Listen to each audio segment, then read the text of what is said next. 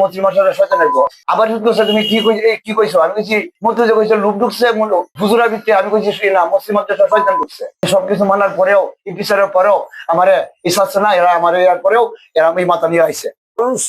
হিন্দু মুসলমান বৌদ্ধ খ্রিস্টান এগুলার কোনো কথা না, তার এই মাথাটাকে যে এরকম পরিবেশ পরিস্থিতিতে নিয়ে দরবার সামাজিকতার মাধ্যমে এতগুলো মানুষ হুজুররা মিলে যে মাথারা নেড়াই করে দিছে, এটার কারণটাকে আমরা এটা বিশ্ববাসীর কাছে বিচার চাই। শয়তান যে জিনিস রূপ জন্ম দিলে শয়তানের জন্ম দেয়।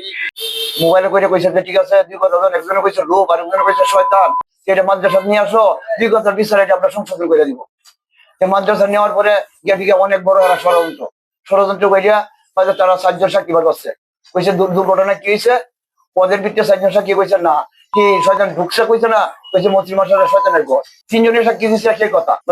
ওদের তৃতীয়ত আমার প্রশ্ন করলো যে আসামিরে প্রশ্ন করি, আমি কইছি না ওই মন্ত্রী যে কইছে লোক ঢুকছে, আমি কইছি না শয়তান ঢুকছে। আবার তুমি কি কইছো? আমি কইছি মন্ত্রী যে কইছে লোক ঢুকছে হুজুরা ভিত্তি, আমি কইছি না মুসলিম মাদ্রাসা শয়তান ঢুকছে।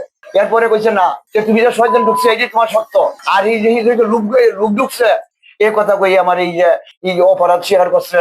তারপর আমি বেদিন হয়ে গেছি, বেদিন থেকে আমার এই যে কলিমা হরা এই মানুষ মুসলমান করাইছে, আমার বেটি তালাক হয়ে গেছে, আমি সব মেনে নিয়েছি।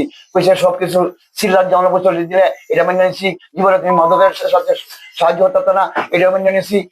সবকিছু মানার পরেও এই বিচারের পরেও আমার ইচ্ছা না, এরা আমার ইয়ার পরেও এরা এই মাথা নিয়ে আইছে। পরে মাথা নেওয়া করেও তারা হিন্দি মিশনা তারা পদ বলতে কয়জন লই আমার বাড়ি গেছে, আমরা যে বাড়ি ঘর আগুন জ্বালাই দিয়ে পুজো সব করে দিব। তারপরে আমি আজকে 4 দিনের বাড়ি ছাড়া আমার আত্মহত্যা করা ছাড়া আমার কিছু পথ না। এই বিচার দিন আমি না পাই দেশের পাশে গেছে, ওই সাহায্য চাই সরকারের কাছে, দেশের কাছে সত্য বিচার চাই, মানব ধর্মের বিচার চাই।